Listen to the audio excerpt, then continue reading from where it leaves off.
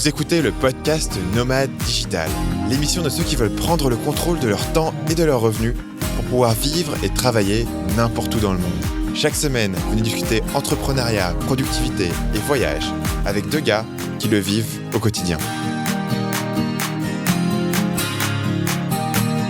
Bienvenue sur le podcast Nomade Digital, le podcast qui a pris 5 mois de pause sans vous avertir. Aujourd'hui, je n'ai pas Paul avec moi, c'est juste moi, Stan, de marketingmania.fr, évidemment. Et on a un épisode un peu spécial aujourd'hui. Vous le savez, Nomade Digital a été absent pendant plusieurs mois. Vous avez été très nombreux à nous envoyer des messages pour nous demander ce qui nous arrivait. Vous inquiétez pas, on va très bien, on est en pleine forme. On vous expliquera pas dans cet épisode pourquoi on a été absent, mais on vous expliquera dans le prochain épisode qui sera l'épisode 50 et qui sera le dernier épisode de Nomade Digital. On expliquera dans l'épisode 50 le pourquoi, du comment, de pourquoi on a disparu, pourquoi on est revenu, et on vous expliquera pourquoi l'émission se termine. L'épisode d'aujourd'hui est un peu différent. L'épisode d'aujourd'hui, il n'y a pas Paul, il y a juste moi et quelqu'un qui s'appelle Gilles. Gilles, c'est un homme de l'ombre du podcast Nomade Digital. C'est notre ingé son qui a travaillé avec nous sur le podcast et qui a une expérience totalement hallucinante en Thaïlande, d'habiter dans un endroit où personne n'a jamais été, où il nous explique que ses voisins n'ont pas l'eau courante. Et lui, il travaille en tant effectivement que freelance, en tant qu'ingé son, depuis cet endroit totalement paumé en Thaïlande. Et on s'est dit c'était impensable de terminer Nomade Digital sans avoir un épisode avec Gilles. Et donc, on l'a invité dans l'émission et c'est l'épisode que vous allez entendre aujourd'hui. Donc, c'est moi et Gilles et je discutais un peu avec lui de son expérience, de sa vie, de comment il a débarqué en Thaïlande, de comment et pourquoi il vit là-bas et de à quoi ça ressemble vraiment d'habiter au fin fond de la Thaïlande dans un endroit que je vais même pas essayer de reprononcer. Il vous le dira au début de l'émission comment ça s'appelle. Sur ce, je divague pas plus, je vous laisse écouter cet épisode qui est déjà assez long mais assez surprenant dans tout son contenu. Et puis je vous retrouverai très brièvement en fin d'émission et puis bien sûr dans le prochain épisode de Nomade Digital qui sera l'épisode 50.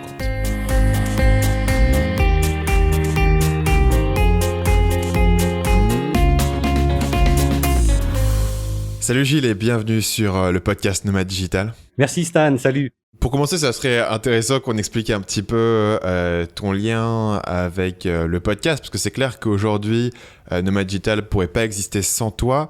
Est-ce que tu te souviens à quel moment, grosso modo, on a commencé à bosser ensemble ? Déjà, merci, mais bon, je pense que moi, c'est vous qui faites le gros du boulot. Hein. Moi, je passe juste le coup de peinture final, on va dire.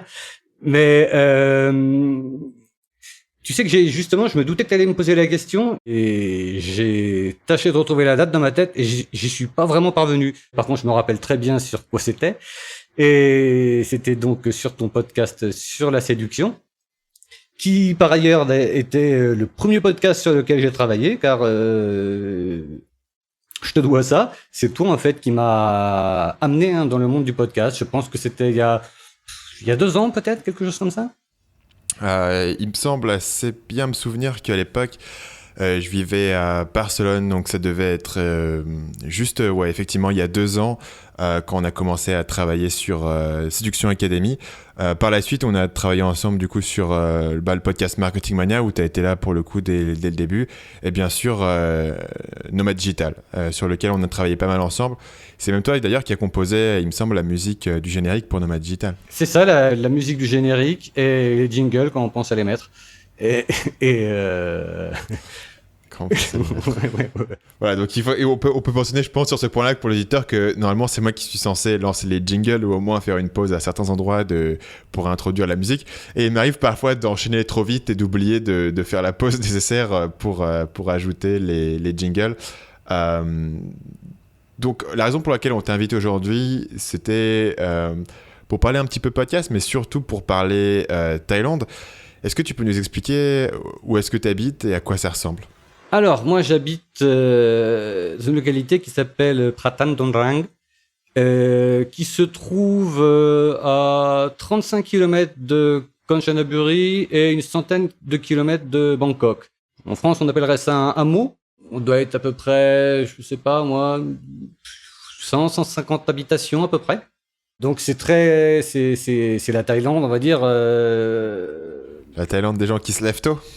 Ouais, c'est ça, c'est la Thaïlande des gens qui se lèvent tôt et qui se couchent tôt et qui sont sympas. Et qui sont pas spécialement, voire même pas du tout habitués à voir en fait des gens autres que des Thaïs. Donc des gens qui sont non thaïlandais dans ton hameau, il y en a combien? Dans mon hameau, il y en a pas. Hein. Donc c'est juste toi. Ouais. Du coup, ça fait combien de temps que tu es en Thaïlande?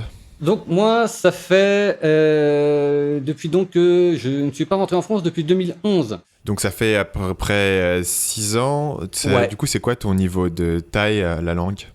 Alors moi, j'ai un Thaï assez spécial. Il est pas très académique. Il est broken, comme diraient les Anglais. Et il est très, en fait, il est assez choquant pour les autres Thaïs, pour les Thaïs citadins, on va dire. Parce qu'en fait, moi, j'ai appris avec, donc, forcément avec les gens d'ici, parce que les gens d'ici, sortis de ma compagne, en fait, personne ne parle anglais. Donc, j'ai pas eu d'autre choix que, en gros, j'avais le choix de, soit je parlais à personne, ou soit je m'y mettais. Et il se trouve que donc, voilà, j'ai appris avec les gens d'ici. Et un peu plus tard, j'ai été, peut-être, ça devait être oui, c'est ça, en 2013. De 2013 à 2015, j'ai été à l'école. Et en fait, l'enseignante, qui donc là à l'école à Bangkok, était tout simplement, elle était horrifiée en fait par ma manière de parler, parce qu'en fait, je parle un thaï très ordurier en fait, parce que les gens d'ici parlent comme ça. Tu veux dire, il y a beaucoup de jurons? Il y a beaucoup de Jurons, de gros mots? Ouais, je parle un peu. Ouais, je pense que je parle thaï un petit peu comme tu vois, les titis parisiens pouvaient parler dans les années 60, quoi. Ouais, je pense un petit peu à la façon dont mon arrière-grand-mère, qui était immigrée polonaise, quand on m'explique la façon dont elle parlait, ça fait penser un peu à ça. Peut-être des gens que tu croises plus tant que ça en France, ça s'est pas mal unifié sur la langue. Je pense que la question que pas mal de gens vont se poser à ce moment-là, c'est comment t'es arrivé là. Juste avant de passer sur cette question-là, je voudrais que tu nous décrives un peu, donc... T'as vraiment l'air de vivre dans quelque chose qui est très éloigné. Il faut dire que ce soit Paul ou moi, ou la plupart des gens qui nous écoutent, ou tout simplement la plupart des gens qui vont être nomades digitaux, ou tout simplement des expats, quand tu vas en Thaïlande, tu vas aller dans un de trois endroits. Tu vas aller à Bangkok, à Chiang Mai, ou quelque part au bord de la mer. Et donc du coup, c'est un peu cette image-là qu'on va avoir de la Thaïlande dans notre cerveau. Est-ce que tu peux nous décrire, donc imaginons que la personne qui nous écoute débarque dans l'endroit où toi tu habites. À quoi est-ce que ça ressemble visuellement? Qu'est-ce que tu vois? À quoi ressemblent les routes, les maisons? Alors, les maisons autour de moi, j'aime pas vraiment dire ça, mais pourtant moi je le vois plus vraiment comme ça. Mais ouais, ça ressemble à un bidonville, c'est-à-dire qu'il y a des maisons en dur un petit peu autour, et sinon il y a beaucoup de comment ça s'appelle de maisons, enfin des maisons. Des habitations en tôle ondulée, des habitations faites avec des panneaux de plastique. La plupart de mes voisins n'ont pas l'eau courante. Tout le monde a par contre un fil. Hein. Tout le monde a comment ça s'appelle tout le monde a tiré un fil de la ligne quand même. Donc chacun a une ampoule chez lui malgré tout. Et au niveau de la route, on la voit pas beaucoup la route parce qu'il y a pas mal d'animaux en liberté, notamment des espèces de vaches qu'ils ont là qui ressemblent à des zébus et qui dégueulassent tout partout. On est les pieds dans la merde, hein, pour dire les choses telles qu'elles faut dire les choses telles qu'elles sont. Ouais, on vit les pieds dans la merde. Voilà, c'est un peu ça. Et voilà. Et sinon, je tiens à dire que depuis l'accession du général, donc c'est maintenant 3 ou 4 ans, ils nous ont mis l'éclairage public. Voilà. Donc on n'est pas non plus, tu vois, les plus mal lotis, parce qu'avant on n'avait pas. Donc, dès 6 heures du soir, on était dans le noir complet. J'ai eu une expérience comme ça récemment au Vietnam, d'aller un peu dans la cambrousse et de me retrouver sur une route sans aucun éclairage. Et c'est vrai que c'est une expérience qui est assez étonnante parce que quand tu te trimbales en Europe ou dans les villes ici au Vietnam, tu vois, à Ho Chi Minh par exemple, il est rarissime que tu te retrouves dans l'obscurité totale, quoi qu'il arrive, sauf si il y a une coupure d'électricité ou quelque chose comme ça, ce qui arrive quand même à Ho Chi Minh. Mais c'est vrai que vivre dans un endroit où tu sors de chez toi le soir et c'est la nuit totale, c'est quelque chose qui est assez étonnant. Du coup, je pense que la question que je voudrais te poser, parce que je pense que c'est un peu une question débile, mais essentielle pour tout nomade digital, c'est du coup, tu sembles quand même avoir une bonne connexion Internet. Ouais.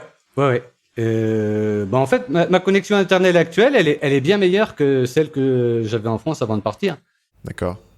Et par contre, j'ai demandé pour la fibre il y a pas longtemps, ils m'ont dit, bon, bah, écoutez, ils m'ont ri au nez. Voilà. Donc du coup, je pense que la grande question sur laquelle il fallait qu'on arrive, mais je voulais qu'on pose bien le décor avant d'en arriver là, c'est comment est-ce que comment est-ce que t'as atterri là? Parce que quand tu imagines quelqu'un qui va partir de France pour aller s'installer en Thaïlande, tu te dis il va probablement arriver dans un grand centre de population ou quelque chose d'assez accessible dont tu as déjà entendu parler. Est-ce que tu peux nous expliquer un peu ton parcours et comment est-ce que tu as découvert cet endroit et comment est-ce que tu as décidé de te fixer là où tu es aujourd'hui? Ouais, alors bien entendu, oui. D'abord, je pense qu'en fait ma question est un peu à l'inverse. Je pense que c'est plus judicieux pour moi de commencer par te demander en fait, est-ce que tu peux nous expliquer un peu qu'est-ce qui t'a poussé à partir de France et à te diriger vers la Thaïlande pour commencer? Alors, en fait, mon premier voyage en Thaïlande date de 2009. Ça s'est fait sur un coup de tête, je me rappelle. Donc, j'étais avec un pote et on avait un peu bu. Et je sais plus si c'est moi ou mon pote. Bref, il faudrait quand même qu'on prenne des vacances, qu'on aille sur la coulée douce. Et ouais, on a qu'à aller en Thaïlande. 3 jours après, on avait pris les billets. Voilà, ça s'est passé comme ça. Donc, ça a été ma première expérience. Et là, bien sûr, j'ai fait, comme tu dis, c'est-à-dire que là, j'ai été dans les, comment ça s'appelle, les grands centres, quoi, hein, les endroits touristiques et ainsi de suite. Donc, t'as été à quoi? À Phuket et compagnie? Voilà, c'est ça. Donc voilà, ça a été le parcours, le parcours du touriste, le parcours touristique classique, quoi. Et voilà, puis ça m'a bien plu. Et je crois que ça a été pas plus de 6 mois après. Voilà, j'y suis retourné tout seul pour voir le truc autrement, c'est-à-dire moins le truc, comment ça s'appelle, la plage, les boîtes, la bière, machin. Ouais, c'était sympa aussi.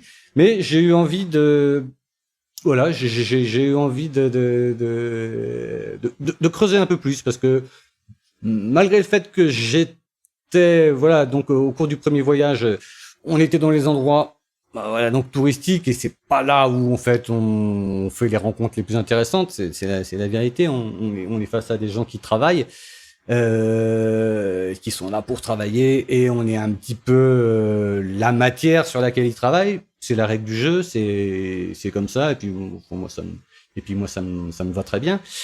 Mais je les ai trouvés sympathiques quand même malgré tout. Et voilà, j'ai eu envie de creuser un peu. Et voilà, et là je suis parti. Et là je me suis fait le nord. Là je suis allé comment ça s'appelle, en Nissan notamment, là, Konkan, Udon Thani et ainsi de suite. Là j'ai vraiment un petit peu. J'ai pas été déçu, quoi. Je suis vraiment, j'ai trouvé ces gens-là sympas.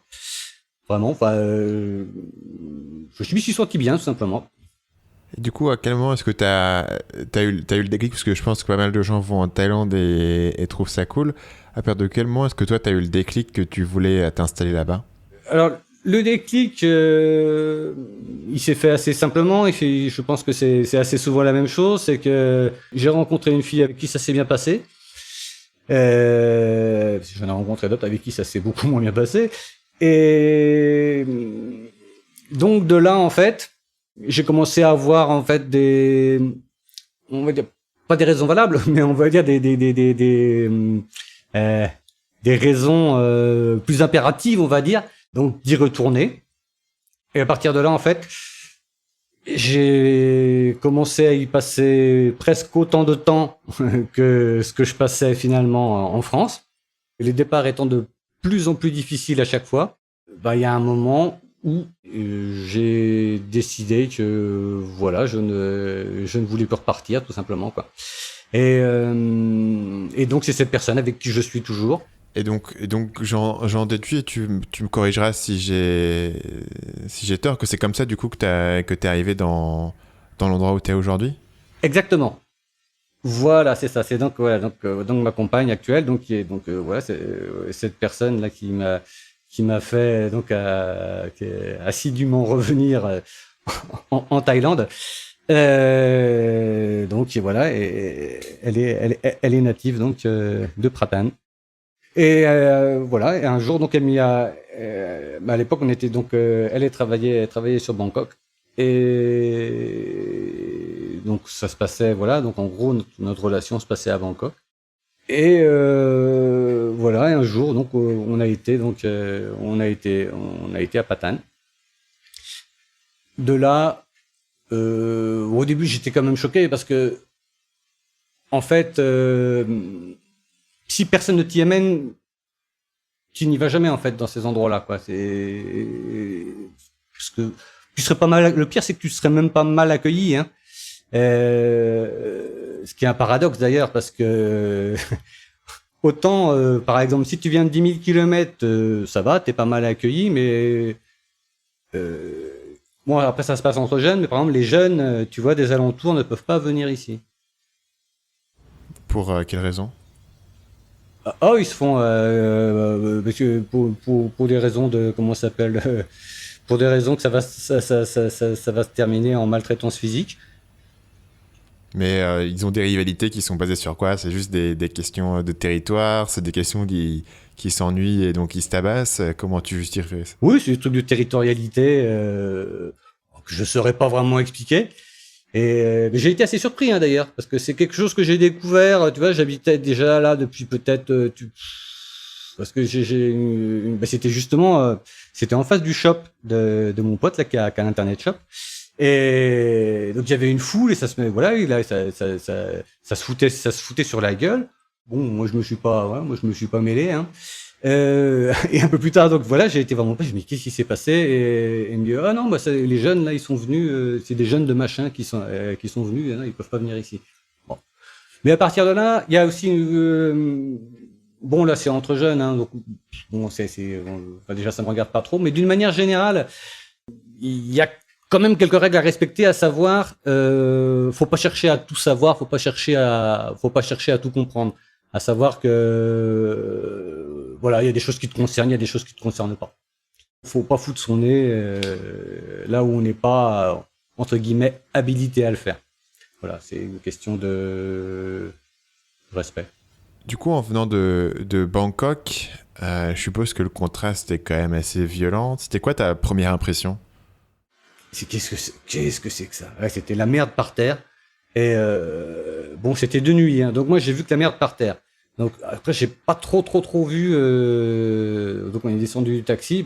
Bon, ok, très très bien. Mais après ça a été donc au réveil, hein, là où il faisait jour. J'ai dit, oh la vache. Ah ouais quand même. Et j'avais vraiment, j'ai dit putain là j'ai voyagé quand même quoi. Et en fait ça faisait déjà quand même un bout de temps, hein, plusieurs années que je venais dans le pays et j'avais pas vu ça quoi, j'avais pas conscience j'avais pas conscience qu'il y avait des gens en fait qui avaient ce mode de vie là, qui avaient voilà, qui vivaient mais je le vois plus comme ça du tout, mais vraiment ça m'a apparu vraiment comme un état de une précarité, c'était à la limite attristant quoi. Et ce qui est vraiment une très mauvaise perception. Est-ce que tu peux du coup m'expliquer en quoi est-ce que ta perception a changé? Qu'est-ce qui a évolué? Quels sont les moments qui ont fait la différence? Alors en fait, il y a eu une rencontre, un point clé qui m'a fait quand même pas mal réfléchir. J'ai croisé un gars du village qui doit avoir à peu près une cinquantaine d'années. Il était assis pas loin et donc voilà, ma compagne le connaissait. Enfin, forcément parce qu'ils sont tous un peu de la même famille, hein, ils sont tous cousins. Enfin, c'est un peu, faut voir ça comme un camp de manouche, un peu où tout le monde est, enfin c'est, en gros c'est, voilà, tout le monde a des liens de parenté. Donc voilà, et ce gars-là, franchement, C'est avec tout le respect que je lui dois, parce que c'est une super personne. Il avait quand même sacrément une sale gueule, costaud, tu vois, tout piqué de partout, dents cassées devant, enfin, mais, voilà, Ouais. j'ai dit, c'est lui, il a la tête à être le patron un peu quand même ici. Et il se trouve que donc voilà, on discute un petit peu. Enfin moi je discute, je parlais pas encore à l'époque.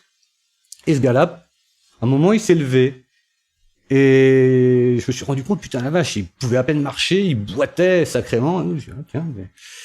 Bref, et il a ramassé quoi.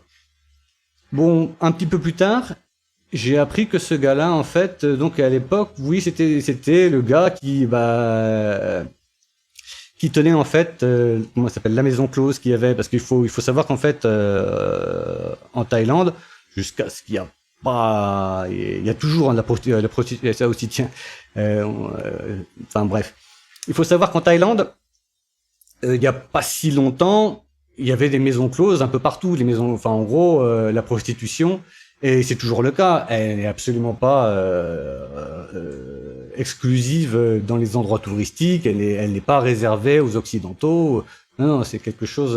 Voilà, c'est quelque chose qui est aussi présent partout dans le pays. Donc voilà. Et donc j'en apprends un peu plus sur ce gars-là. Donc ce gars-là, voilà, c'était donc le caïd, voilà, le caïd local, machin, jusqu'à ce qu'il ait malheureux accident, j'ai pas posé forcément de questions. Et maintenant, il se retrouve complètement impotent, pensionné à 500 bahts par mois. Alors 500 bahts par mois, pour les gens qui nous écoutent, ça fait à peu près 12 € par mois. C'est la pension d'invalidité en Thaïlande. Ça fait pas beaucoup, 12 € par mois. Et vis-à-vis du niveau de vie local, ça ressemble à quoi? C'est très faible. Ici, on peut manger, un repas fait 20 bahts. Ici, on peut manger pour 20 bahts. Donc, avec 500 bahts, ça lui fait 25 repas. Ça lui fait manger une fois par jour, 25 jours dans le mois. Ça fait pas beaucoup, hein, mais à côté, enfin, il va survivre, hein, tu meurs pas, hein. Mais c'est pas,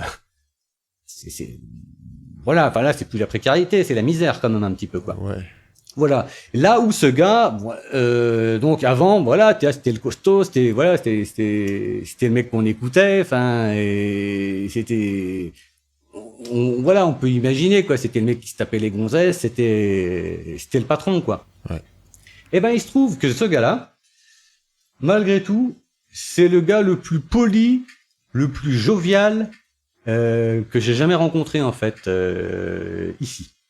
C'est-à-dire que le gars, malgré du fait qu'il soit passé en fait du statut de comment ça s'appelle de parrain local à comment ça s'appelle personne à mobilité réduite, enfin complètement assisté, en gros, enfin son statut il a complètement dégringolé. Et ben le gars en fait il a gardé une espèce de force, tu vois, une force mentale qui fait qu'en fait pour lui, ça a pas vraiment l'air. Enfin, il n'est pas affecté en fait, quoi. Il est pas affecté. Je sais pas si tu peux voir un petit peu, voilà comment. Ouais, je vois ce que tu veux dire. Et t'as une interprétation de. Alors, je vais faire un parallèle à la con, hein, qui n'est pas forcément justifié, mais je pense que avec Paul, un des thèmes qui revient souvent dans les podcasts, c'est la question du stoïcisme. Et le stoïcisme, c'est aussi cette interrogation de comment tu fais face à des revers de fortune dans ta vie ou ou justement à une perte de statut ou à une perte de ce que tu peux avoir accompli ou ce à quoi tu peux être attaché. Et du coup, c'est une histoire qui a une fascination particulière pour moi. Est-ce que toi, tu as une explication? Est-ce que tu comprends comment ce mec réfléchit? Est-ce que c'est dû à la culture? Est-ce que c'est dû à l'individu? Alors en fait, on va dire que le stoïcisme, même s'ils appellent pas ça comme ça, en fait, ils sont faits de ça. Les gens d'ici sont faits de ça. Tu veux dire via le bouddhisme? Ouais. Ouais, via leur bouddhisme, parce qu'en fait, les gens que tu vas trouver à Bangkok ou tu vois, ou je sais pas, à Chiang Mai, enfin en ville, non, ils sont pas comme ça, ils sont comme nous, entre guillemets, ils sont beaucoup plus comme nous. Mais par contre, ici, comment ça s'appelle, dans les milieux reculés, on va dire, ils ont une force mentale qui est complètement hallucinante. Complètement hallucinante. C'est-à-dire que il se laisse absolument pas aller à la déprime, enfin, à tout ce qui est négatif, tout ce qui est, enfin, non, ça leur vient absolument pas à l'idée, quoi. Et puis c'est pas le seul, hein, il y en a d'autres. Hein, parce ici, il faut savoir qu'en fait, il y a pas mal de gens qui ont eu la polio, des gens plus jeunes que moi, ce qui nous met un petit peu, ce qui peut donner un petit peu, l'idée de voilà, enfin l'état sanitaire un peu, qui est quand même pas terrible. Donc voilà, ici tu trouves, non, je sais pas, des gars aveugles en fauteuil roulant, ils cumulent tout, hein. Et les mecs, mais tout le temps, ils sont joviales, morts de rire, intégrés dans le truc. C'est que c'est en gros, voilà, enfin chez nous c'est un peu triste à dire, hein, mais bon, chez nous les infirmes, en fait, on a construit des lieux spéciaux pour les mettre dedans. Donc forcément, bon, ça aide pas. Mais bon, toujours est-il que ici, ces gens-là, ils font complètement avec, quoi. Ils font complètement avec, et c'est ça qui m'a fasciné. C'est vraiment ça qui m'a fasciné et qui, en fait, et là-dessus, j'ai ma compagne qui est tombée enceinte et donc de notre fille et en fait. Je me suis dit, en fait, le plus beau cadeau que je puisse lui faire, parce qu'en fait, pas le cadeau, en fait, le plus beau projet de vie que je puisse lui offrir, c'est de devenir comme ces gens-là. Ce qui peut paraître complètement fou, hein, dans l'esprit occidental, mais tu te rends compte, hein, elle va grandir les pieds dans la merde, ah ouais, certes, mais par contre, elle finira pas sous l'exomile, quoi. Enfin, elle fera face, elle a toutes les chances d'être heureuse en grandissant ici. Voilà, c'est ça. C'est qu'en fait, c'est ma conclusion, c'est que ce qui m'a fasciné, en fait... Ici, elle a quel âge, ta fille, aujourd'hui ? Aujourd'hui, donc, elle a 4 ans. Enfin, 4, ouais, c'est ça, elle a fait 4 ans au mois de septembre. Et donc, voilà. Pour résumer, ce qui m'a vraiment fasciné, c'était que, en fait, les gens ici, voilà, ils étaient heureux. Ils étaient costauds dans leur tête et heureux. Chose que... Voilà, enfin, on n'est pas spécialement habitué à voir, quoi, vers chez nous. Hein, Et c'est quelque chose que tu as eu la sensation d'avoir absorbé pour toi-même ? Un petit peu, mais juste un petit peu. Parce que, voilà, je resterai occidental. J'ai été élevé en occidental. Le mal est fait, entre guillemets. En fait, après voilà, ça nous amènerait trop loin parce qu'après je vais pas vous raconter en fait comment les enfants sont élevés ici, mais ça part de là. C'est-à-dire qu'en fait ici les enfants ne dorment pas seuls. Tu vois, il y a toujours des gens pour s'en occuper. Enfin, l'enfant c'est un peu l'enfant du village. Il y a tout ça, donc il y a tout un entourage en fait social qui fait que, et tu vois, il y a l'amour de la famille élargie, et ainsi de suite. C'est tout ça, hein, qui fait des gens costauds, quoi. Et qui fait des gens, voilà, heureux. Enfin, où c'est qu'il n'y a pas, comment ça s'appelle, la confrontation au stress, elle n'arrive pas comme chez nous, quoi. Et t'as suggéré tout à l'heure que les Thaïlandais qui vivent dans les grandes villes ont pas cette même philosophie. Pour toi, le facteur déterminant, ça serait quoi ? Ça serait le niveau de confort matériel, ou à partir du moment où tu atteins un certain niveau de confort et où tu es protégé de certaines réalités ou de certaines difficultés, tout d'un coup, tu n'as plus l'opportunité de développer cette résilience, ou est-ce que ça serait autre chose pour toi ? C'est le mode... Non, c'est vraiment ça. Hein. C'est le mode de vie. Le mode de vie, tout simplement, oui. Le mode de vie, c'est-à-dire... Peut-être une autre façon de te poser la question, ça serait de dire, est-ce que tu penses qu'il est possible pour des gens de combiner ce mode de vie avec plus d'opportunités matérielles, ou est-ce que tu vois, c'est quelque chose qui est mutuellement exclusif, et à mesure, mettons, qu'une ville comme Bangkok ou Chiang Mai, qui bénéficie quand même pas mal du tourisme, va monter en niveau de vie et en opportunités, est-ce que nécessairement une société va se déplacer vers quelque chose de plus occidentalisé, avec des familles qui ont leur logement séparé, avec les enfants qui sont protégés. Moi, je me souviens, quand j'étais gamin encore en France, on avait des jeux dans les parcs où tu pouvais grimper et te casser un peu la figure. Aujourd'hui, tout ça, ça n'existe plus. Donc, même depuis les années 90, sur les 20 dernières années, même encore là, on a monté dans pas mal de crans au niveau de la sécurité et au niveau, disons, du risque. et qui est tolérable pour un gosse. Et après, c'est quelque chose que j'ai pas connu, mais quand mon père me raconte son enfance, les enfants avaient un groupe d'enfants qui allaient jouer dans les terrains vagues et se tabasser avec des épées en bois. Clairement, à mon époque, quand j'étais gosse, on nous laissait pas sortir dans la rue tout seul. Ouais. Et donc j'ai l'impression qu'au fil du temps, peut-être que les enfants sont de plus en plus protégés de ce point de vue-là. Est-ce que tu penses qu'il y a un lien entre tout ça ? Bien sûr, complètement. Faut imaginer en fait là, j'y pense d'ailleurs en fait. Des fois, je me figure en fait la vie d'un gosse dans une grande ville, tu vois, en France, aux États-Unis ou tu vois en Allemagne ou n'importe où en Occident. C'est quoi sa vie ? Parce qu'il peut pas sortir en fait quoi. Moi je vois mes gosses. Si je les enferme 2 heures à la maison, ils me cassent tout quoi. C'est la crise, c'est pas possible. Mes gosses, ils partent. Ma gamine, moi, à 2 ans, elle était autonome. Tu vois, à 2 ans, hop, elle ouvrait la porte, elle allait faire sa vie, elle rentrait le soir. Ah, ça paraît dingue, mais c'est comme ça. À partir du moment où elle a pu commencer, pas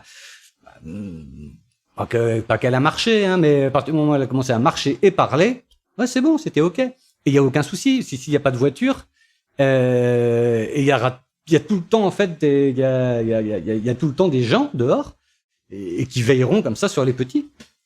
Et donc on les laisse en fait vivre leur vie d'enfant. Et donc les gosses ils sont dehors dehors toute la journée quoi. Et parce que faut quand même le voir quoi. Enfin, c'est un enfer pour tout un tas de gosses quoi de grandir comme ça enfermés dans 50 mètres carrés et juste attendre en fait le samedi après-midi que papa et maman ils travaillent pas pour l'amener au parc quoi. Putain, ça fait tu vois, je veux dire, ça fait ça fait pas beaucoup d'occasion de prendre l'air, quoi. Et voilà, il y a cet aspect-là,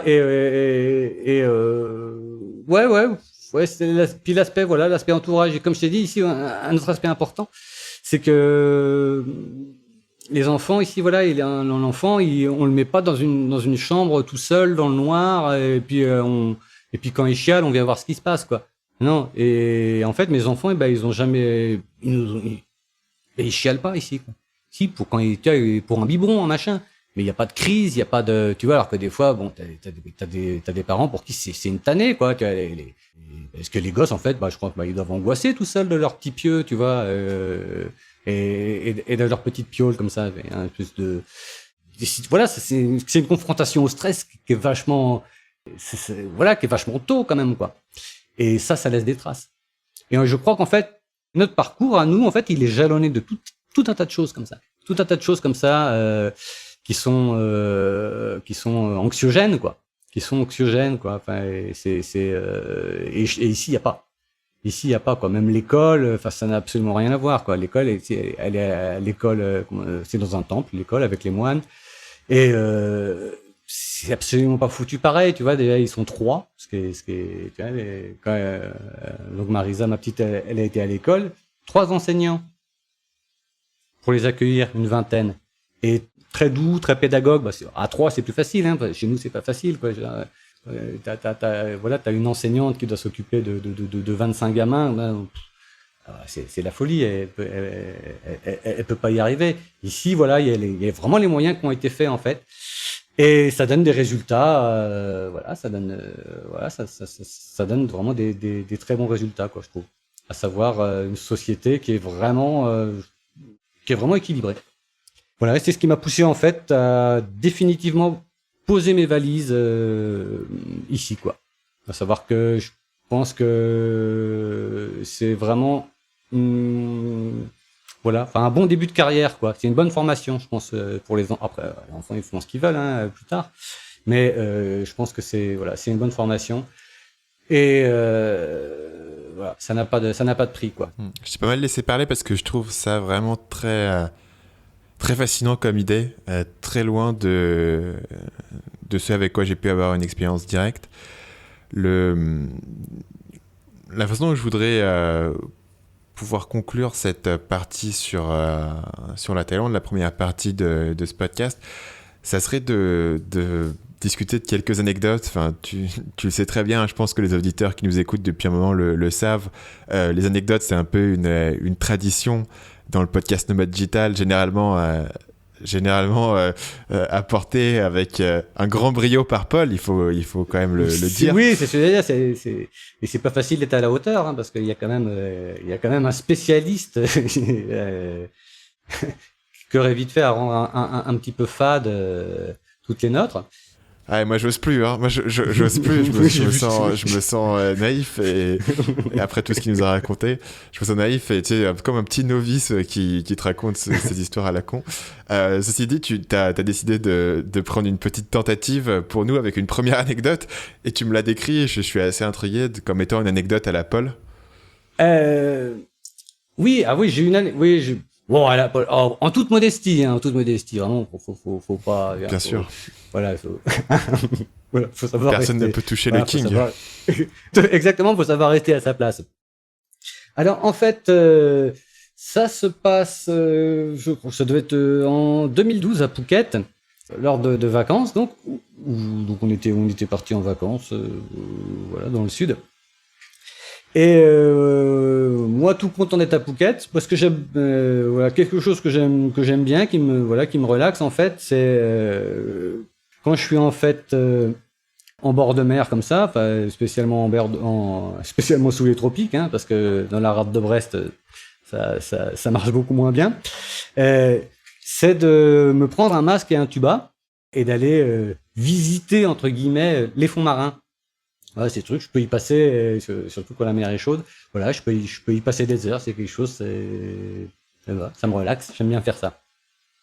Donc, c'est ce que j'ai fait. Hein, comme on était à Phuket, dès notre arrivée, je me suis rué donc dans une échoppe afin de pouvoir acheter de quoi m'équiper.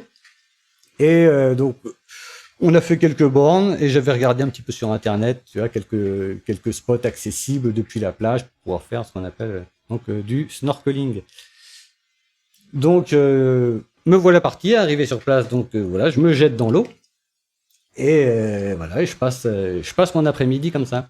Et à un moment, alors que j'étais donc forcément la tête sous l'eau, j'entends en fait une annonce dans des haut-parleurs. Genre, tu vois, comment ça s'appelle, les haut-parleurs municipaux, tu vois, de mauvaise facture. Et forcément, c'était en thaï. Mais bon, de toute façon, quand j'avais la tête sous l'eau, même si ça avait été en anglais, pas forcément compris grand-chose. Et j'ai entendu, par contre, putain, c'est marrant, je dirais que j'ai entendu tsunami. Et du coup, j'ai sorti la tête de l'eau. Bon, et le léopard, voilà, l'annonce était terminée. J'étais à peu près, faut savoir que j'étais à peu près à, je sais pas, 200 mètres à peu près du rivage. Ce qui, bon, ça paraît rien quand faut les faire à pied, mais à la nage, c'est un peu loin déjà. Enfin, au vu de ma condition physique. Et en fait, mon côté rationnel a vite repris le dessus, à savoir, tiens, c'est vraiment comment est-ce que t'es conditionné. Forcément, regarde, voilà, t'es à Phuket, il y a eu une annonce, t'as entendu tsunami, c'est sûr. T'es complètement conditionné. Ils ont jamais dit tsunami, c'est juste toi en fait, qui dans ta tête en fait. Tu vois l'idée, à savoir comment est-ce qu'on peut être conditionné en fait. Ouais, ou essentiellement t'as entendu des mots qui voulaient rien dire pour toi et ton cerveau les a réarrangés dans un schéma, dans un pattern qui avait une signification par rapport à la situation. Exactement. Et pouvait avoir que celle-là parce qu'en fait on a que ça comme référence.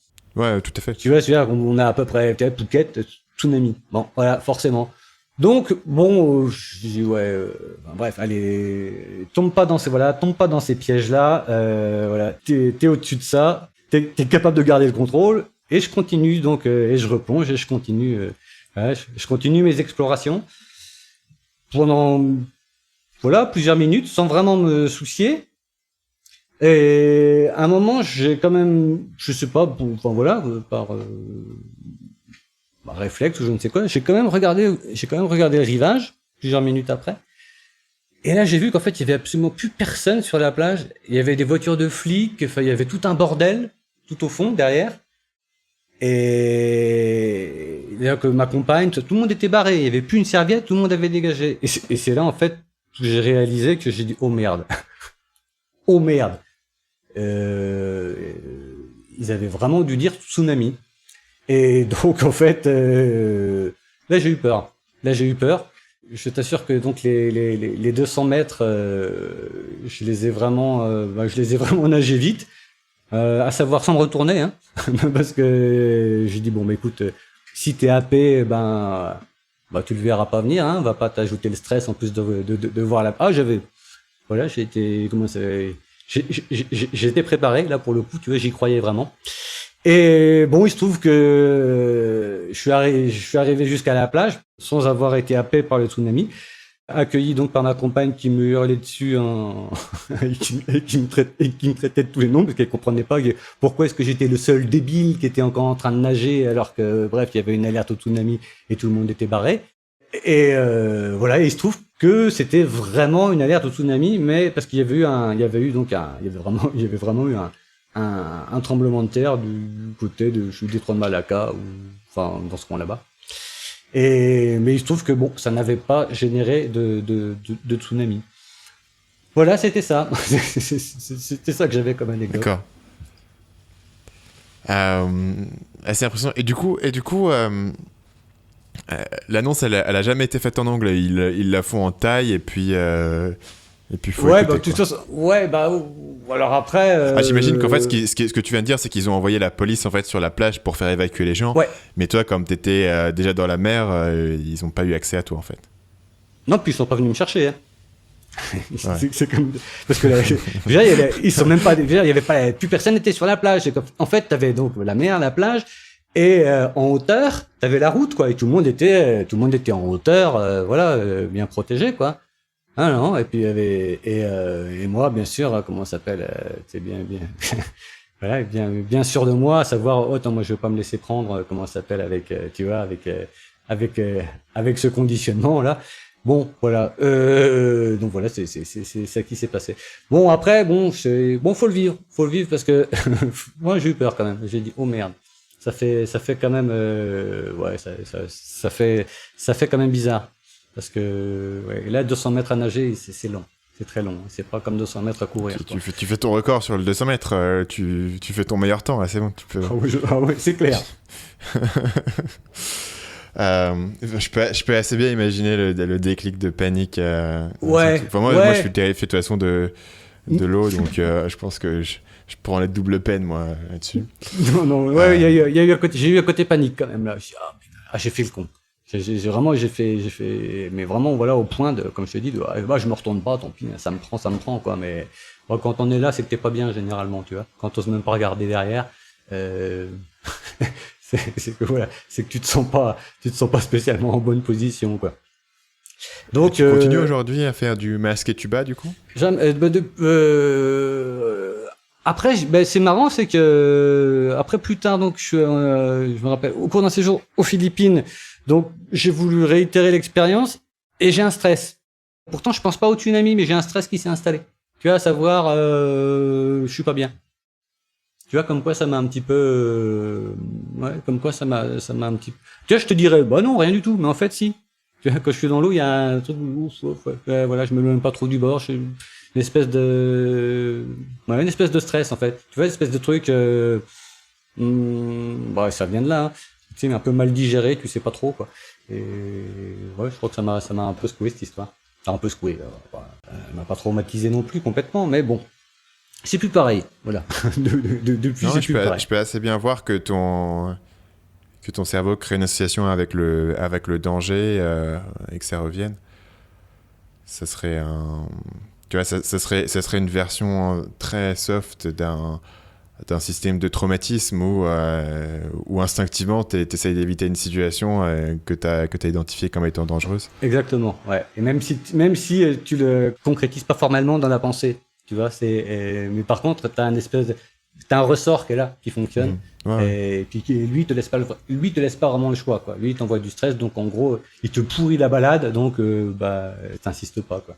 Je pense que c'est la même raison pour laquelle moi j'hésite toujours à aller chez le coiffeur. Encore aujourd'hui, j'ai une résistance particulière à aller chez le coiffeur. Je dois me forcer à y aller parce que quand j'étais enfant, je trouvais ça tellement désagréable d'aller chez le coiffeur. Alors qu'au final, aujourd'hui, pas vraiment. Il me reste aucun inconfort avec ça. Et j'ai une association dans mon cerveau. Et je me suis vraiment demandé dernièrement comment est-ce qu'on pouvait briser cette association inconsciente, parce que celle-ci, pour le coup, n'a vraiment aucun sens. Autant le coup du tsunami, c'est vraiment à notre niveau, il y avait un vrai danger. Moi, j'ai ce truc-là bizarre, cette association, tu sais, entre deux choses qui n'ont rien à voir et qui se fait dans mon cerveau. Et qui se fait à chaque fois, je pense au coiffeur, je fais « Ah non, c'est l'enfer, j'ai pas envie d'y aller. » Ouais, c'est ça. Alors qu'en fait, c'est les mêmes ressorts. C'est très dur, hein, je crois, c'est... Je crois qu'il va falloir vivre avec. Ouais. Je crois qu'il va falloir vivre avec, parce qu'en fait... Il va falloir vivre avec ce... on a chacun notre croix à porter. T'as le problème du tsunami, moi j'ai le problème du coiffeur. Ouais, qui est un petit peu... Qui est un peu plus conséquent. Moi, j'ai l'air, Un peu plus conséquent. Enfin, à partir du moment où tu n'habites pas au bord de la mer, ouais, t'auras forcément plus souvent à aller chez le coiffeur. Et ouais, voilà. Voilà, donc si vous regardez mes vidéos YouTube et que j'ai l'air d'être un peu, d'avoir les cheveux un peu trop longs, j'ai l'air de jamais aller chez le coiffeur, c'est la raison. Voilà, ça vient de là. Voilà, vous savez, vous l'avez entendu essayer. J'avais noté que t'avais une deuxième anecdote sur la Thaïlande que tu m'as décrit comme étant assez révélatrice de la culture. Ouais, alors ouais, là on est dans un truc, si tant est que l'autre était, on va pas dire spectaculaire, mais un petit peu haletante, celle-là elle est beaucoup moins. Mais elle est intéressante parce qu'en fait elle dévoile un petit peu ce qu'est la Thaïlande, mais pas la Thaïlande. Encore une fois, c'est pas la Thaïlande à Chiang Mai ou à Bangkok. C'est la Thaïlande là où c'est que les Thaïs qui vivent à la manière thaï. C'était encore il y a quelques années. J'étais un petit peu court en argent et je m'étais fait envoyer donc un Western Union.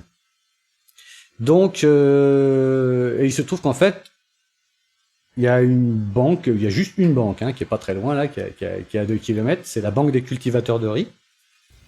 Et ça s'appelle comme ça. Il se trouve que... Ouais, c'est ça, ouais. Ouais, c'est okay. La banque de ouais, c'est ça là.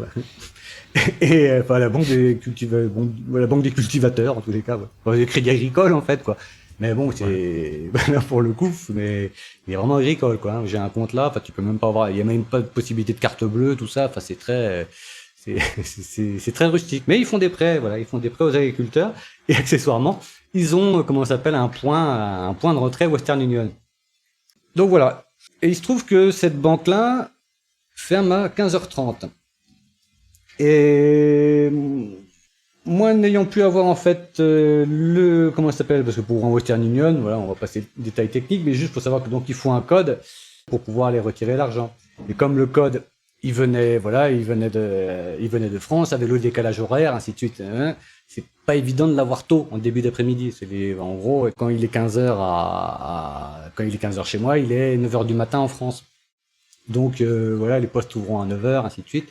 Bref, le plus tôt que j'ai pu l'avoir, donc, c'était 15h20. Et j'avais vraiment plus une thune. Donc, bon, ça urgeait pas mal. J'arrive à la banque. Bon, c'est bon, 10 minutes.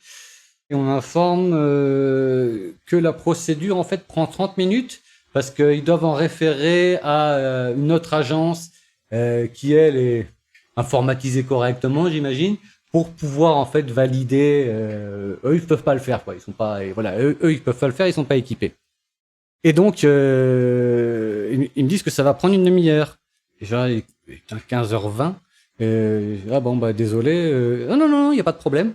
Alors ils me font remplir les papiers, ils me demandent le code. Et bah écoutez, bah asseyez-vous là, vous avez qu'à attendre. Et à 15h30 donc la banque a fermé, ils ont tiré les grilles. Il y a une dame qui est arrivée, qui a commencé à passer le balai. Et en fait, ils m'ont gardé avec eux jusqu'à 16h. Ils ont attendu avec moi. À l'intérieur. Ah ouais. Alors que j'étais avec la dame qui passait le balai, et t'avais donc les 3 guichetières qui attendaient en fait la confirmation pour le Western Union, et qui ont attendu avec moi donc jusqu'à 16h. Et à 16h, donc je suis sorti avec tout le monde par la porte de service de côté, et donc je suis resté en fait avec la dame qui passait le balai et les 3 guichetières comme ça enfermées pendant 30 minutes, et ça sans la moindre irritation, sans la moindre impatience de leur part quoi. C'était vraiment, il y avait aucun souci, il y a pas de souci. Vous allez avoir votre argent, il y a pas de problème. Et ça c'est ah ouais, ça tape c'est ça. inédit en France. Oui, c'est complètement impensable en France, mais pour tout un tas de raisons. Déjà, le truc sécurité, t'imagines, on enferme comme ça. Non, c'est impensable. Et à côté de ça, et le côté, ah bah non, mais vous rigolez ou quoi, 15h30, mais vous plaisantez, c'est bon. Voilà, le truc complètement impensable. Et moi, j'étais super gêné, quoi. J'arrêtais pas de m'excuser, en gros. Et bon, du coup, les filles, elles rigolaient, genre, il est mignon.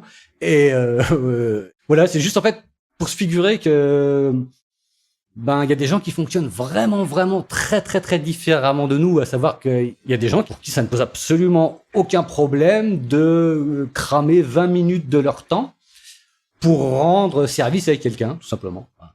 Chez nous, tu peux te gratter, hein. Je veux dire, tu vois, c'est, ça n'arrivera pas. C'est un peu, après, dans la même idée. Ici, je suis tombé 3 fois en panne d'essence. Le plus long que j'ai poussé, ça a dû être 1 minute maximum.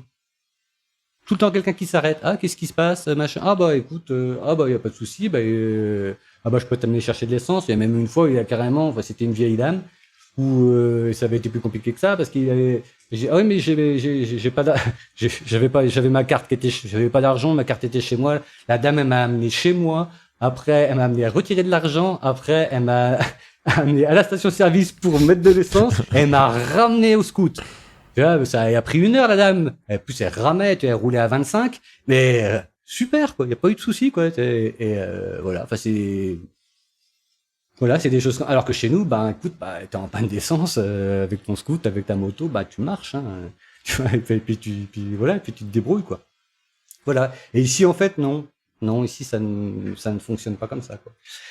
Et c'est une somme de détails ça a son importance, hein, au-delà de l'anecdote, à savoir que quand tu vis dans ce monde-là, t'as du mal à le quitter après, quoi. Tu peux plus refaire machine arrière, en fait, quoi. Tu vois, c'est-à-dire, en fait, c'est un monde quelque part où tout le monde est un peu privilégié, vois-tu? Tu vois, c'est en fait, mais alors, tu pourrais te sentir privilégié, alors qu'en fait, non, il le ferait pour tout le monde, quoi. Mais à savoir que, voilà, donc le mot privilégié, le mot privilège n'est pas le bon, mais ça pourrait ressembler à ça, tu vois, à savoir. Mais je vois l'idée. Donc, du coup, j'imagine que c'est évident pour pas mal de monde, mais tu verrais jamais revenir en France. Ah non. Non, là, ce serait trop difficile. Et est-ce que tu te verrais vivre dans un autre pays que la Thaïlande, mettons, d'autres pays asiatiques, ou est-ce que pour toi la Thaïlande c'est vraiment l'endroit qui te convient? Je connais pas assez les autres pays en fait un endroit qui m'avait beaucoup plu, c'était les Philippines, mais j'y suis pas resté assez longtemps en fait pour tu vois, parce que c'est pas évident. Encore une fois, c'est vraiment pas évident de savoir, quoi. C'est quand tu vas comme ça en touriste, en fait tu sais pas. Tu vois, t'en sais rien, quoi. Il faut du temps en fait. T'as une profondeur d'expérience avec la Thaïlande qui est totalement unique par rapport à ce qu'on peut avoir par ailleurs. Voilà, qui m'a permis de découvrir, que c'était en fait la Thaïlande. Voilà, c'était ça, quoi. Tu vois, c'était c'est fait de tout un tas de trucs comme ça, en fait. Donc tu te retrouves dans un monde où comment dire, tu te retrouves dans un monde sans hostilité, en fait. Tu vois, c'est ça. Tu vois, c'est un petit peu, par exemple, pour reprendre cette idée de, tu vois, quand t'es dans la panade, t'as plus une thune. En gros, là, il te faut absolument ton Western Union parce qu'en gros, hein, ça craint. T'as quand même, t'as une gamine à nourrir. T'as plus de thune. Quelque part, la personne qui va te refuser, dire, ah bah non, mais écoutez, revenez demain. Ça arrangeait pas. On aurait bien aimé manger ce soir. Ça va t'apparaître comme de l'hostilité, en fait. Vois-tu? Alors qu'en fait, c'est normal, mais on va le prendre comme ça, à savoir au moins minimum de l'adversité. Voilà, minimum de l'adversité, tu vois. Et voilà. Et donc la Thaïlande profonde, c'est un endroit où il y a très très très peu d'adversité, vraiment très peu. Je pense qu'on peut conclure là-dessus et en fait transitionner sur la deuxième partie de ce dont on voulait parler, qui est la partie sur le podcasting. Et je pense qu'une bonne façon de faire la transition, c'est de décrire un peu ton travail, ce que tu fais pour gagner ta vie, Soit tu peux expliquer de façon générale tes activités, soit ton travail par rapport au podcast Nomade Digital, si ça te permet de donner un exemple précis du genre de compétences que toi tu as et de ton travail en règle générale. Donc à la base, moi je suis ingénieur du son dans l'audiovisuel. Et vu que c'est un peu cramé en fait pour moi au niveau de la langue, parce qu'il faut vraiment pour continuer mes activités, parce qu'à savoir que il y a pas mal de, tu vois, il y a pas mal de télé, il y a pas mal de productions à Bangkok, mais faut avoir un taille parfait. Non, c'est sûr que travailler dans un milieu audiovisuel, quand tu vas être amené à monter ou à éditer des pistes sonores qui sont dans une certaine langue, si t'as pas une familiarité parfaite avec la langue, au point de comprendre comment fonctionne le rythme de la langue, les pauses, les ponctuations, etc. Oui, voilà. J'imagine que ça devient quelque chose qui est très rapidement impossible, sans parler de la communication au sein même du milieu professionnel. Moi, je connais quelques personnes qui avaient travaillé à Bangkok en agence de publicité, ce genre de choses, des entreprises internationales. Il n'y a pas le temps. Si tu n'as pas un taille parfait, tout d'un coup, tu es vraiment en difficulté dans un milieu professionnel où les choses vont rapidement, il n'y a pas le temps. Il n'y a pas le temps pour ça. Quoi. On ne peut pas faire le visiteur et t'expliquer. Donc je vois très bien. Très bien résumé. Donc du coup, la solution sur laquelle toi tu es tombé, c'est de prendre les compétences que tu avais déjà développées sur la partie audio et d'en faire un job de freelance. Un job de freelance, donc remote, quoi, enfin à distance. Donc à mes débuts, je tapais un petit peu dans tout, on va dire, c'est-à-dire donc de l'édition de musique pour les jeux vidéo, avec aussi un petit peu de post-prod audiovisuel, un peu de tout, jusqu'à en fait, et ça a commencé à notre rencontre, me diriger vers une spécialisation dans le podcast. Donc, je suppose que d'un point de vue, disons, la partie business. Un des attraits qui peut être intéressant pour toi sur le travail sur un podcast, c'est l'aspect récurrent. C'est-à-dire que tout freelance se pose toujours la question de comment je vais trouver des nouveaux clients. Pour toi, tu peux imaginer qu'à partir du moment où tu travailles sur un certain nombre d'émissions qui ont une certaine régularité, tu vas avoir des gens qui vont revenir vers toi et qui vont créer une base de revenus qui peut être faite comme ça. Exactement. Ça donne une stabilité financière qui est appréciable quand on a une famille à nourrir. Ouais. Je pense qu'il peut être intéressant de mentionner la façon dont nous on est rentré en contact. On est rentré en contact, si mon souvenir est bon, via la plateforme qui s'appelait à l'époque Odesk. Exact. Qui s'appelle aujourd'hui Upwork. Ouais. Et quel est le pourcentage de tes clients qui viennent de ce type de plateforme ? Je dirais 80% peut-être. Ouais. Une majorité. Une grosse majorité. Après, il y a d'autres clients, le reste de la clientèle découle, de cette clientèle, mais c'est le principal, on va dire, c'est le principal fournisseur de clientèle, on va dire. Ouais. Et quand tu parles de découle c'est-à-dire des gens qui t'ont été référés à toi par des clients qui étaient existants. Des clients existants. Donc, je voudrais passer un petit moment pour décrire un peu ton travail sur Nomade Digital. Et j'ai mentionné au début d'épisode que tu avais été présent dès le début de Nomade Digital et tu avais été très impliqué dans la conceptualisation de l'émission, les musiques, l'habillage musical, etc. Il faut dire que c'est une émission qu'on ne pourrait pas faire sans toi. Pour décrire un petit peu à quoi ça ressemble de notre côté, du côté de Paul et de moi, c'est-à-dire qu'on va ensemble préparer un épisode, on va l'enregistrer, on enregistre chacun notre piste son, et ensuite on va mettre nos épisodes dans un dossier Google Drive qui sont ensuite automatiquement synchronisés, donc dans le cloud, et toi tu peux ensuite récupérer les fichiers. Et derrière, c'est toi qui vas t'occuper de récupérer les fichiers, de synchroniser, de faire tout le travail sur l'audio. Beaucoup de gens nous complimentent sur la qualité son du podcast, sur la qualité de la production. Et ça, c'est quelque chose dont nous, on s'occupe pas du tout. C'est entièrement toi qui t'occupes de toute cette partie. Pour les auditeurs qui nous écoutent de façon régulière, vous savez qu'avec Paul, on a souvent cette question de comment être productif, comment optimiser son temps, comment déléguer. Et c'est clair que là, on a un système avec toi, une relation avec toi qui nous permet de gagner énormément de temps sur cette partie et d'avoir une qualité son finale qui est excellente. Enfin, je pense que parmi les podcasts indépendamment produits en France, et on a parmi les meilleures qualités. C'est vraiment quelque chose qui est incroyable quand tu penses que ni Paul ni moi ne sont des gens qui sont à l'origine experts de l'audio. Donc on a juste des micros que tu nous as d'ailleurs conseillés, on parle dedans et puis ensuite c'est toi qui t'occupes de toute la partie montage. Est-ce que tu peux m'expliquer relativement rapidement, disons dans des termes qui sont pas trop techniques, quel est le processus pour toi? Donc moi j'ai décrit un peu une boîte noire, c'est-à-dire à partir du moment où nous on te file les fichiers, on te fait confiance pour faire tout le montage.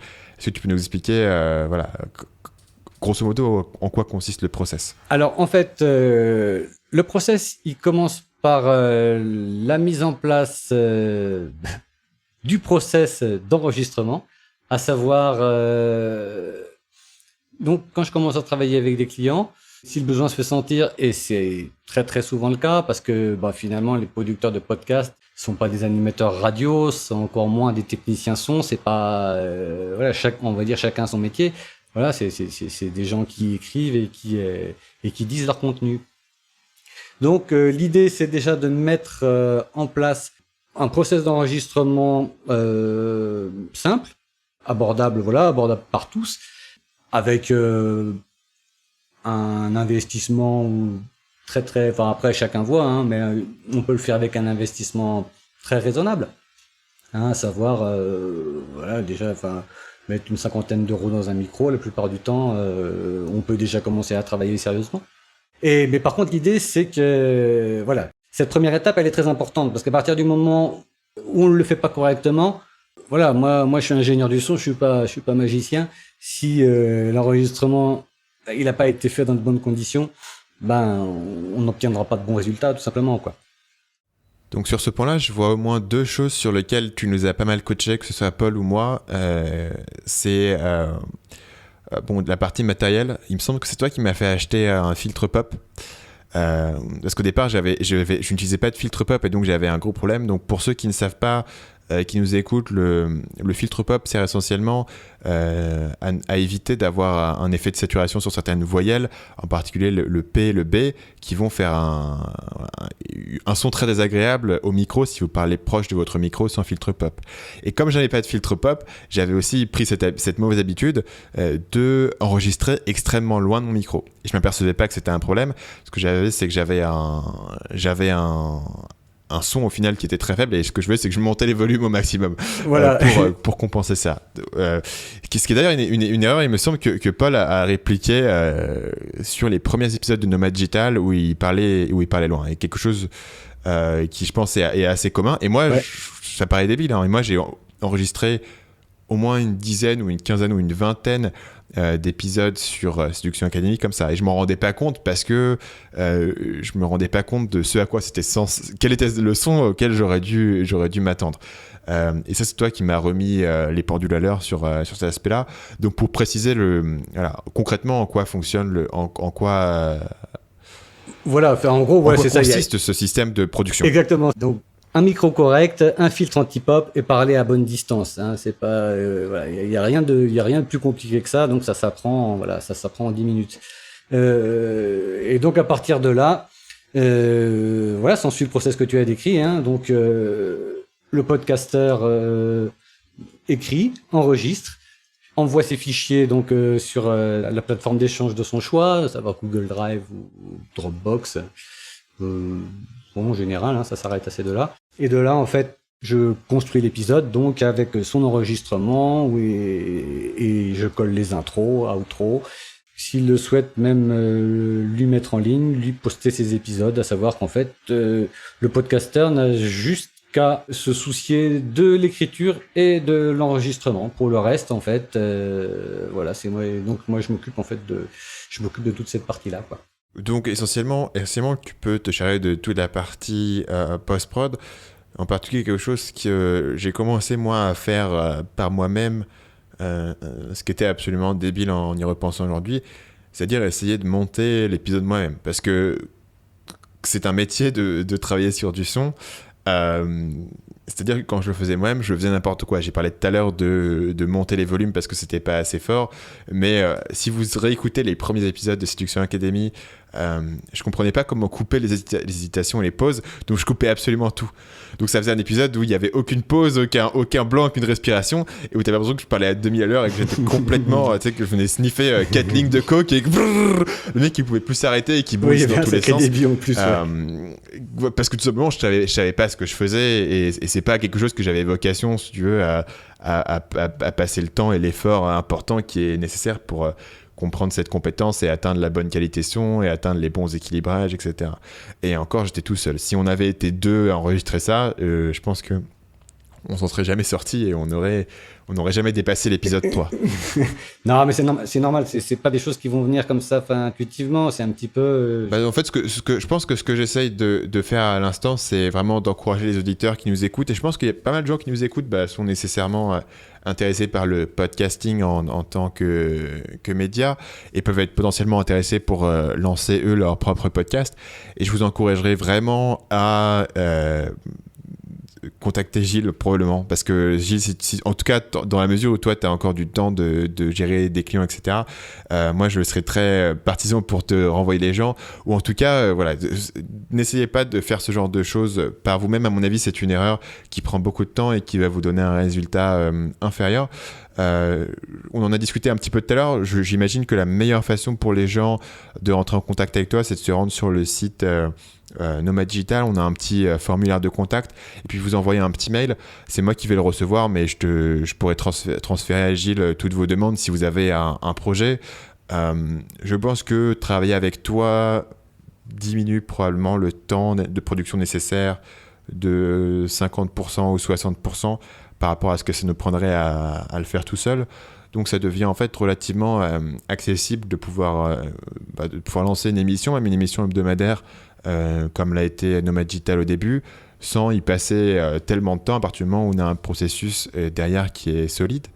Et l'avantage de travailler avec toi, j'imagine maintenant, c'est que les processus, soit tu les connais déjà, donc on n'a pas besoin de te former sur comment monter un podcast. C'est plutôt toi qui vas former le podcasteur sur les éléments qui sont nécessaires. Oui, je peux faire cet accompagnement-là aussi. C'est des choses d'ailleurs que je fais assez souvent. À beaucoup de reprises, en fait, j'ai fait... Bon, toi c'était différent hein, parce que tu étais déjà expérimenté, mais à beaucoup de reprises, oui, j'ai pris par la main entre guillemets, des podcasteurs qui débutaient et construit avec eux en fait, construit leur show avec eux en fait, tout simplement. Ouais.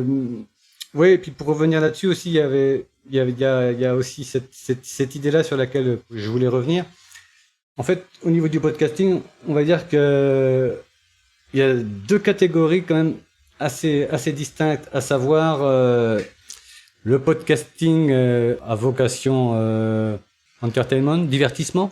Donc voilà, le podcasting sur ce que vous aimez, je sais pas moi comment ça s'appelle, la piscine, la mode, ou les dauphins, les chats, ou alors le podcasting qui s'inscrit dans un business et qui lui en fait est destiné à véhiculer votre image jusqu'à une clientèle potentielle. Et en fait, je vois aux États-Unis c'est assez différent, mais en France, je vois qu'il y a une grosse confusion à ce niveau-là, à savoir que ça n'est absolument pas la même approche et que énormément en fait de podcasteurs qui se servent donc du podcast pour communiquer, hein, donc pour véhiculer leur image, et véhiculent une image assez catastrophique en fait quoi, à savoir que autant quelqu'un donc qui fait un podcast sur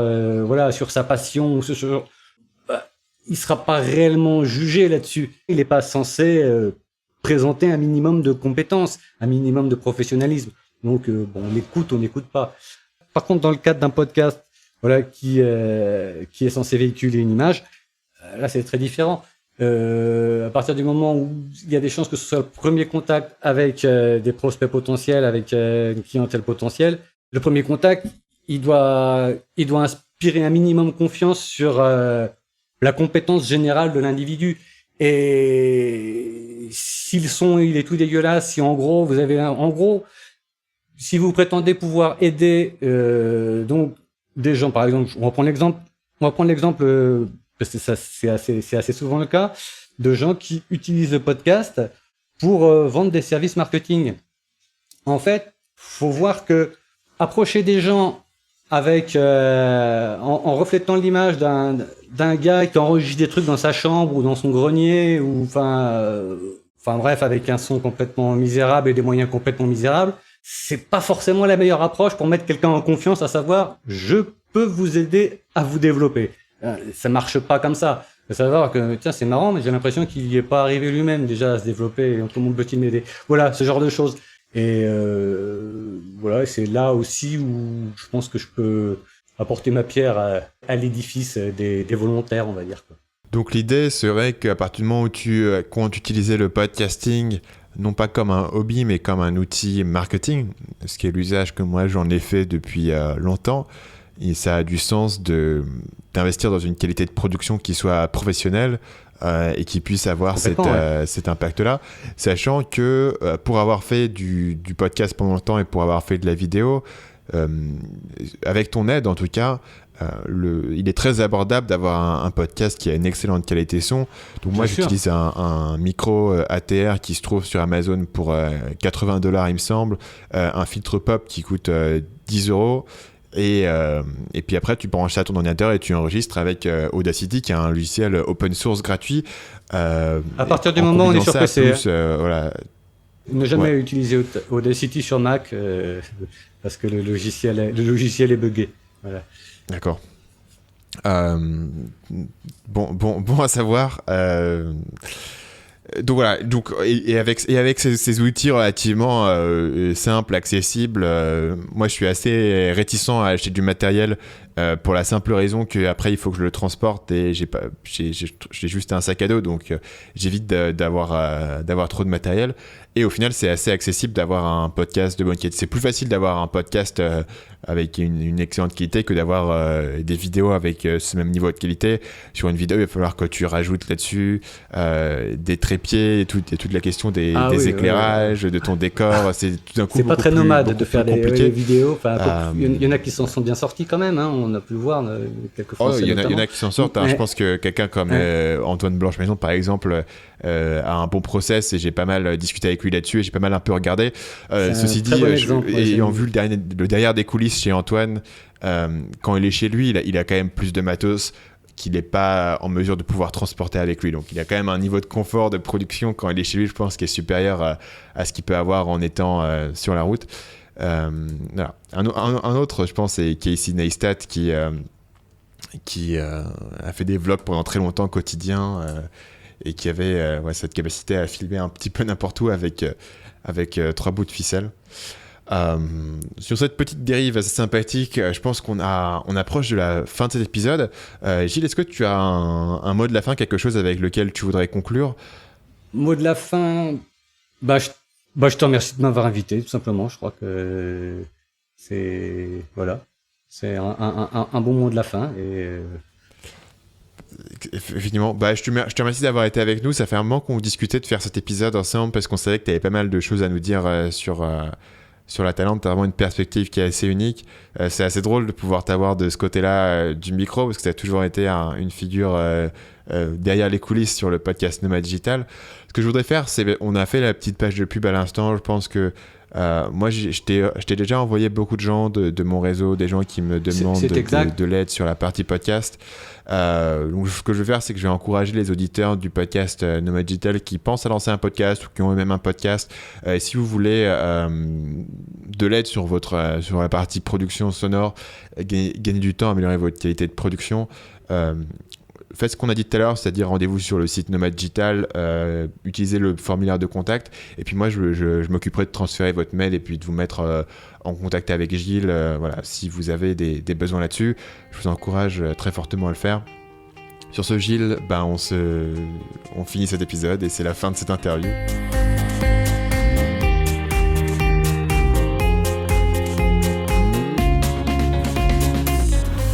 Et c'est là qu'on se quitte. Bien sûr, ceci est l'avant-dernier épisode de Nomade Digital. On aura un ultime épisode, l'épisode 50, The End, où bien sûr Paul reviendra et on parlera du podcast, du parcours, de la fin du podcast. Et vous retrouverez ça, bien sûr, comme toujours, sur le site web, nomaddigitalpodcast.com. Je vous avoue que je galère à fond sur mon plan après ne pas avoir enregistré l'émission pendant aussi longtemps. Je me souviens même plus comment ça fonctionne.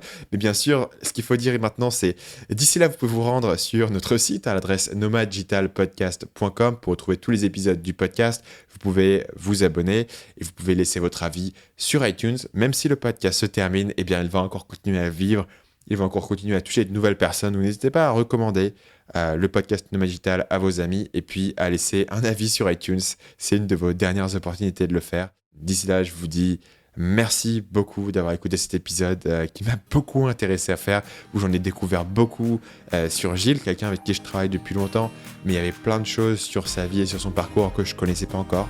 Et puis, je vous dis à bientôt pour le tout dernier épisode de Nomad Digital. Merci à tous.